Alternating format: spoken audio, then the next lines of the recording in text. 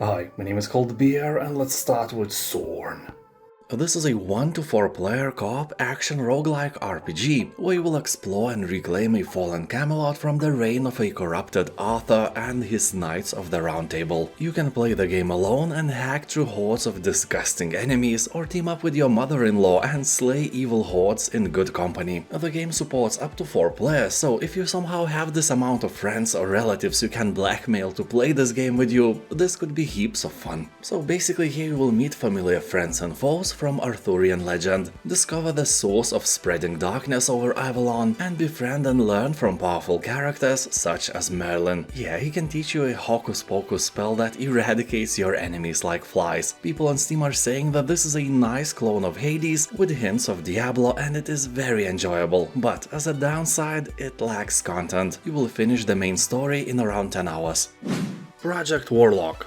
Here you will become a mysterious warlock and embark on a dangerous mission to eradicate all evil. Yeah, seriously, I thought warlocks are evil, but yeah, you are good somehow and want to smite evil creatures with everything you have. Every single one of them, no matter where and when. You will travel through time and space to wreak mayhem and destruction like in the golden days of FPS games. You'll explore 60 levels in 5 settings, from ice Antarctic base to sands of Egypt or medieval castles. As in all classic games like this, you will find keys to unlock passages, reveal secret doors with golden ammo, use lifts and hidden buttons to access new areas, and of course, finally, you will descend to hell and face the ultimate challenge and emerge victorious or, perish like a puny loser, which will never happen. You are awesome, my friend, never doubt that. Heroes of Might and Magic, Olden era. I am an old wolf in this sphere. I got my first personal computer in 1998 and it had Heroes 2 pre-installed in it already. Since then I have played every single part of Heroes of Might and Magic, well, at least a little. Like many of us, I like Heroes 3 with free Horn of the Abyss DLC the most, and Olden era is exactly that. Most of the mechanics are taken from the third part, and I was very curious to know if they work or are they just an advertising trick. And long story short, yes, this game is really nice. It's built on the idea of the third part of the Heroes and it carries the torch pretty well. The odd part is graphic style. Come on, it's the most divisive thing. But what I gathered is that these cartoony graphics can grow on you. At first I was skeptical, but the more I played, the more I liked it. I may not be a fan of the visuals, but I'm not a grumpy old dude who can't cope with anything new. Most of the time. Well, sometimes.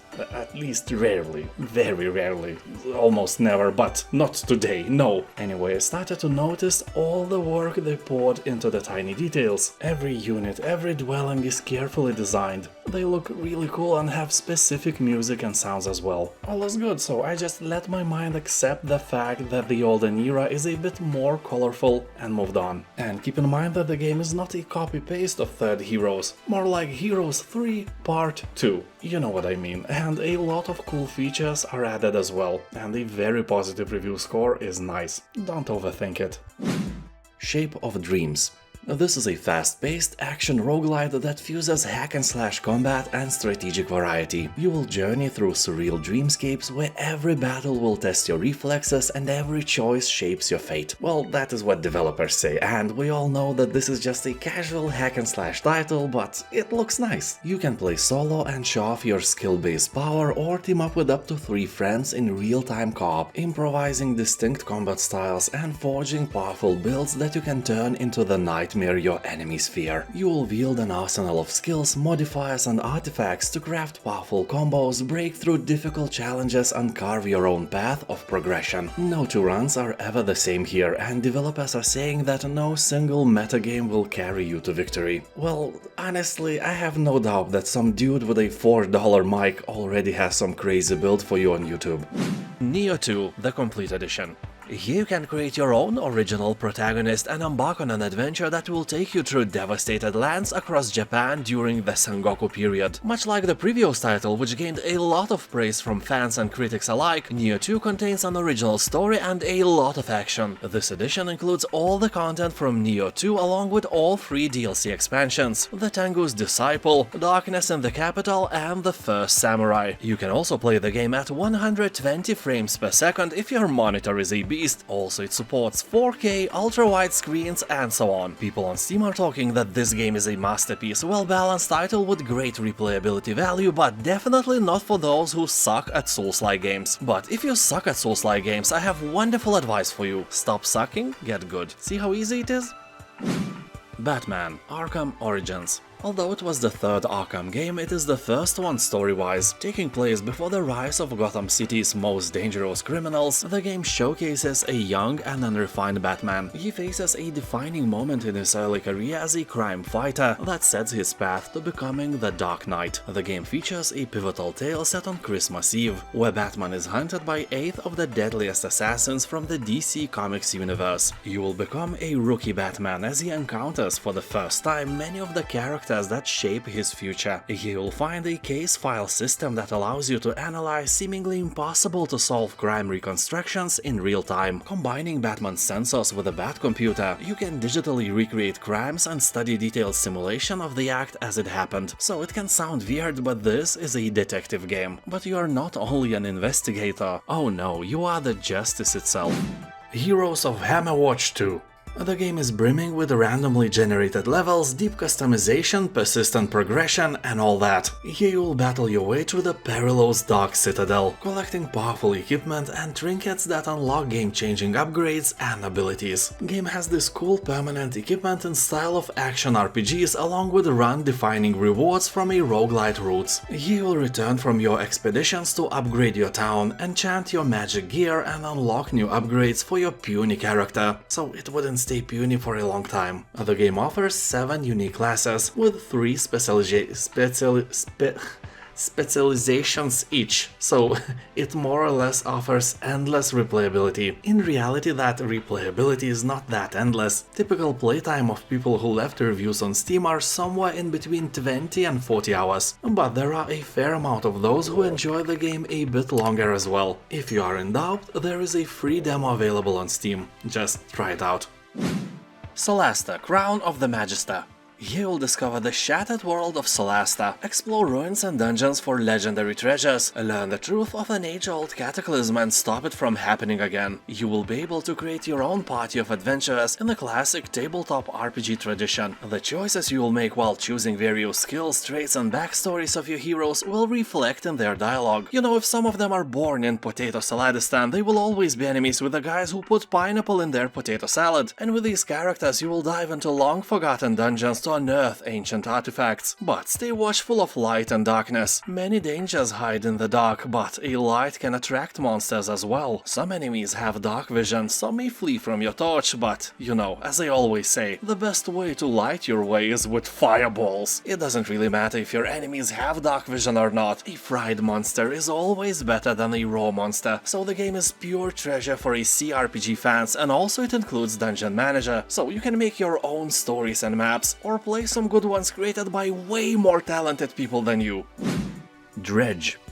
Dredge is not just a fishing game, it's a fishing game with a twist. After dark it becomes a Lovecraftian fishing game. The world around you is teeming with creatures from the void, and when the night sets in, our worlds collide and cosmic horrors enter our realm. Not as scary as your ex-mother-in-law, but still terrifying things. So ideally you want to return to a harbor before the night sets in, so you won't become a dinner for some malevolent demigod of the depths. You can also dock in some safe location and sleep during the night. Of course, it is easier said than done, because the game uses a very cool time management mechanic. If you do nothing, time doesn't move. Like for real, if you just swing on the waves and admire the horizon, you can stay like this forever. But when you start sailing, the timer starts ticking, and at 6 PM Lovecraftian madness starts to settle in. This is a wonderful and honestly kinda relaxing game. Well, except when you go into mangroves. Oh, it's not relaxing at all. Anyway, the game is absolutely 10 cold beers out of 10. A must play.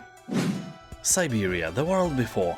Game consists of 2 parts. In the first one you will play as a girl who is beginning a brilliant career as a pianist. However, shadows begin to appear over her future at the dawn of the Second World War, and the next part of the story will take action to a year of 2004, where you will play as the girl imprisoned in the salt mine. A tragic event propels her into a new adventure in search of her identity. So here you'll play in both timelines and explore a fantastic and poetic world with its amazing sceneries. One thing I can say for sure, this game is beautiful. Of course, not as beautiful as you, my friend, but still looking very good. The art direction is at the top level, and it alone should spike your interest in this adventure game with a great story, especially if you like to solve some complicated puzzles and not crack hardest riddles. Oh yeah, sadly the game is not for the weak, it will squeeze your brain power quite well, and all that is accompanied with a symphonic soundtrack composed by Einon Zur. You probably know his tracks from Syberia 3, Fallout, Dragon Age and Prince of Persia. Also on Steam you can try the free demo version. Wingspan. Here you are a bird enthusiast, researcher, birdwatcher, ornithologist and collector seeking to discover and attract the best birds to your network of wildlife preserves. Well, if you want some wisdom, I can reveal which bird is the best. It's the one who tastes the best. Anyway, here each bird extends a chain of powerful combinations in one of your habitats, and each habitat focuses on a key aspect of the growth of your preserves and so on. The game is meant to be played from 1 to 5 people, so if you have some nerdy friends, tell them something nice and convince them to play this game together. If not, there is always a mother-in-law who can help. If not yours, then somebody else's. World is filled with them. Metamorphosis.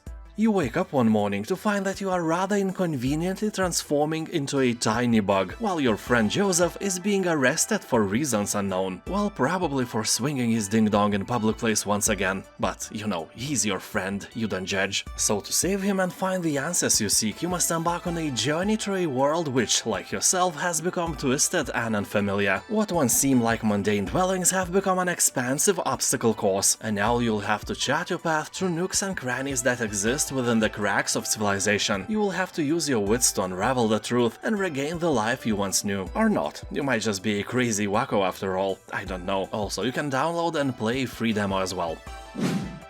Tribes of Midgard. This is a cooperative survival game in which you must resist the oncoming invasion of giants during Ragnarok, latter meaning the end of the world in Viking language. Here you will need to explore the wilderness, craft new weapons, and be prepared to defend the sacred center of your village from the grim shadows. All the while the giant of Jotunheim stalks closer to your village, seeking to destroy Midgard, and fulfill the prophecy. Basically, this is a Norse mythology game where you can gather a group of up to 10 people and try to survive in a procedurally generated world. The longer you and your tribe survive, the greater will be the rewards. Maybe this time your potato salad will have actual potatoes in it, you never know. Rewards here are great. Cronos, The New Dawn. This is a third-person survival horror game, where you play as an agent sent to the ruins of a post-apocalyptic future. Your job is to search for specific people in the past and extract them before they die horribly during a mysterious catastrophe. The world itself is a strange mix of brutalist architecture, decaying technology and horrifying creatures known as orphans. And trust me, these are not the kind of orphans Disney movies prepare you for. These things are aggressive, grotesque and ready to put you into their meaty potato salad. Meaty because of you, you know. Combat focuses on managing limited resources and surviving encounters, rather than feeling like an unstoppable action hero. That will raise your anxiety levels, so make sure you're lacking the feeling. Basically, if you enjoy games like Dead Space, you may like this one as well. Neon Abyss. Here you will take control of one of the heroes traversing the dangerous underworld. You will be trying to find a way to remove the curse that made you immortal. If you get killed, you can go back to the Days End bar, where you prepare for the next playthrough. Over time you will unlock new rooms offering previously unavailable items and challenges. People on Steam are saying that this game is like Enter the Gungeon, but actually fun. They say that this is a very nice 2D roguelike with a huge amount of different weapons, perks and companions. By the way, these companions can be earned by finding eggs, which have a chance to hatch if you clear a room. Each of them has unique skills and can increase in power if you can manage to keep them alive long enough. But let us be fair, the only thing you can keep alive long enough is that cactus on your windowsill. Thymesia. This is a dark fantasy action RPG with fast-paced combat and an interesting plague weapon system. In a kingdom where death rules, you will play as a mysterious character known by the codename Corvus. And as always, you are the kingdom's final hope, blah blah, the fate of the land is resting in your hands, and so on. You know, also it's a short game. It is possible to beat it in 6 hours, but hey, let's be fair and square and triangle. It ain't gonna happen unless you are a god of gamepad. Also, if you like tea with thymes, then you are strong and this game needs you. Mechabellum. This is an auto-battler taking place on a newly colonized planet. You are the commander of an army of mechs, fighting in massive player versus player battles. You can customize and level up your units before the fight, strategically place them on the battlefield and watch them destroy your enemies without mercy. Or be destroyed and cry. Or just cry without being destroyed. I don't know, man. I don't know your life, what you like or not. What I actually know is that the game is really fun. You know, most of the time you just watch and enjoy. It's like personal battle stories made just for you, and not all of them will have a happy ending. Although the more you practice, the more happy endings you will get. That's what she said. Yeah, anyway, if you play totally accurate battle simulator, you know what I have in mind. If not, you should. It's awesome. Thronebreaker, The Witcher Tales. This is a single-player RPG set in the world of The Witcher that combines narrative-driven exploration with unique puzzles and card battle mechanics. Well, some sort of a mishmash of different things, but so is potato salad, so expect the best. The game spins a truly regal tale of Meve, a war veteran and queen of two northern realms, Lyria and Rivia. Facing an imminent invasion from Nilfgaard, she is forced once again to enter the warpath and set out on a dark journey of destruction and revenge. Well, honestly, if Nilfgaard changed the N in this name to M, they can invade anyone anytime they want. Just saying, nobody would resist. People are saying that the writing here is amazing, although the game itself is so unusual that sometimes it may be hard to really get into the gameplay. But don't let that discourage you, the review score is over the roof and most players who bought the game are recommending it for you, and so do I. Show those Milfgardians who's the boss. Riddles and Sieges.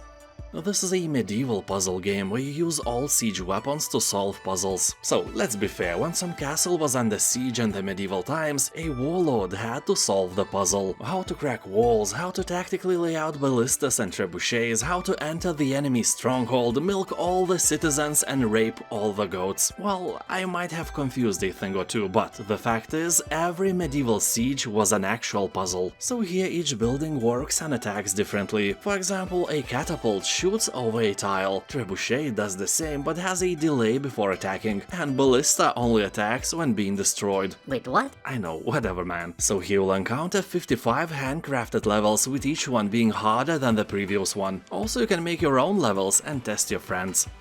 Forgive Me Father 2. This is not just a boomer shooter, this is a Lovecraftian boomer shooter. After the financial success of the first part, which was absolutely amazing, they made another, probably even better game. Here you'll journey once again into a malevolent world inspired by H.P. Lovecraft's legends, where madness awaits on every corner. You will embark on a dangerous mission as you continue the story of the character from the first game. Although you don't have to play the first part to enjoy the second. It's a shooter, not a visual novel, it's an absolutely standalone title. The game is very beautiful, retro-modernistic, with dark, comic-like art and gloomy, menacing atmosphere. And oh, monsters you kill often turn into a bloody mist of organs and bones, and that is a very satisfying thing to experience. And now thank you for watching, have a nice day, and I'll see you next time. Also subscribe. Yeah, do it now. I'm waiting. Okay, bye.